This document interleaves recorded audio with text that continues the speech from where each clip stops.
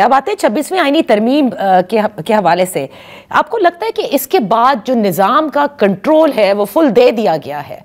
और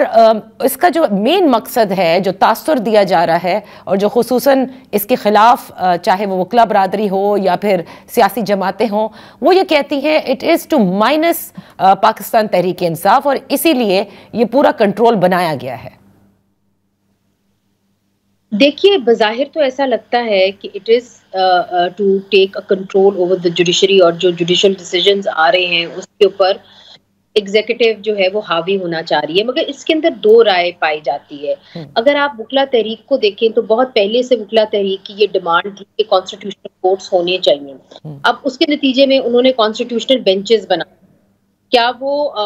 मसाइल का हल ढूंढ पाए, तो द आंसर अब तक इज नो। इसलिए चूंकि कॉन्स्टिट्यूशनल बेंचेस के अंदर अब हम जो केसेस कवर करते हैं सुप्रीम कोर्ट के अंदर या हाई कोर्ट के अंदर, वहां पे अब ये बहस शुरू हो गई है कि जी जुरिस्डिक्शन किसकी होनी चाहिए, और इसलिए जो एक केसेस का बैकलॉग है वो मजीद बढ़ेगा, क्योंकि अभी यही फैसला नहीं होता कि जी ये केस जो है ये रेगुलर बेंच के सामने जाना है या कॉन्स्टिट्यूशनल बेंच के सामने जाना है। इसका एक वाज़ेह मैं आपको एग्जांपल दे देती हूँ, जो बैरिस्टर सलाउद्दीन का केस है जिसको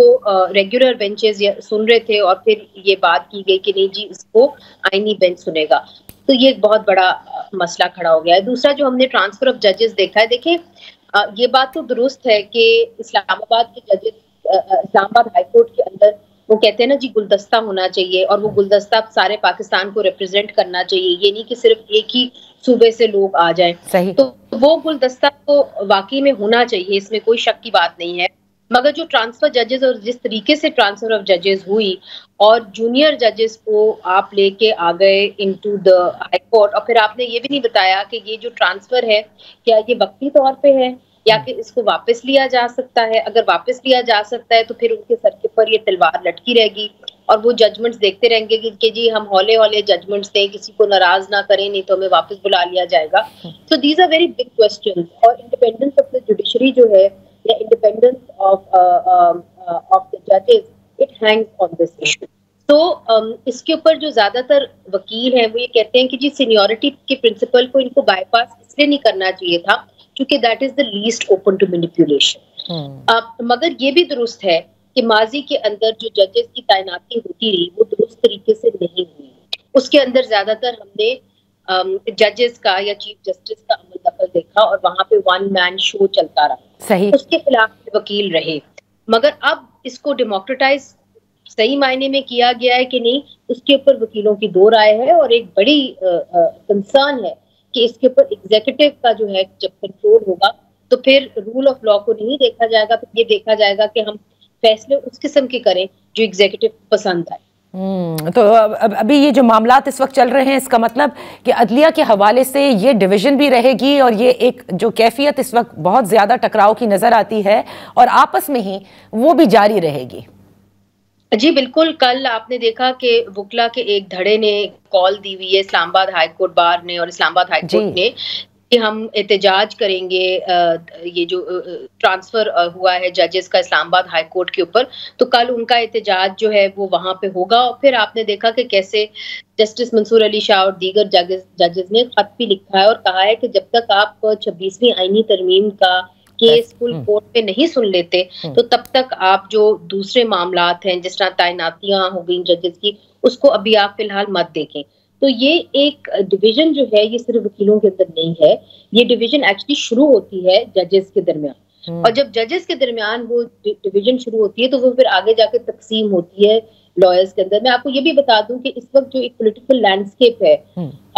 वो अपने आप को मैनिफेस्ट कर रही है जुडिशियल लैंडस्केप के ऊपर। जो दो सोच पाई जाती थी, मैं ये नहीं कह सकती कि अब पाई जाती है, मगर जो पाई जाती थी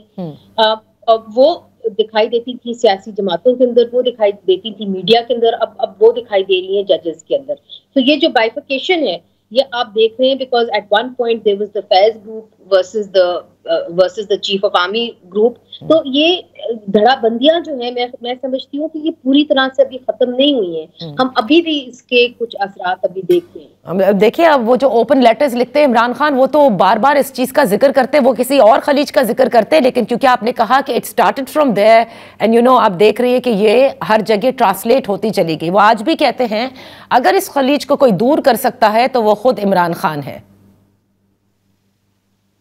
देखिए, यस, आप दुरुस्त कह रही हैं, मगर देखिए इट्स बियॉन्ड इमरान खान। पहले उन्होंने इमरान खान साहब को वो लेके आए, फिर उन्होंने फैसला किया कि जी नहीं, हमने इमरान खान साहब को नहीं लाना। फिर उन्होंने कहा कि जी इमरान खान साहब जो है वो रियासत के खिलाफ है। तो ये जो एक चेंज ऑफ माइंड होती है without any justification, without any ठोस उसको एक्सप्लेन किए बगैर, कोई नैरेटिव बिल्ड किए बगैर, वो हजम नहीं होती। तो आपने इतने साल उसको बनाया, कितने साल से वो प्रोजेक्ट चल रहा था, और फिर आपने यकदम यू टर्न ले लिया, और उसके नतीजे के अंदर फिर हम डिविजन्स देख रहे हैं। अफसोस से कहना पड़ता है कि सियासी मामलात अगर सियासतदान ही देखें तो बेहतर होता है, और जब ये कभी और अदारे उसके अंदर मुदाखलत करते हैं तो जो अफरा तफरी हम देख रहे हैं, ना सिर्फ सियासत के अंदर बल्कि जुडिशरी के अंदर और लीगल कम्युनिटी के अंदर, वो इसी वजह से है।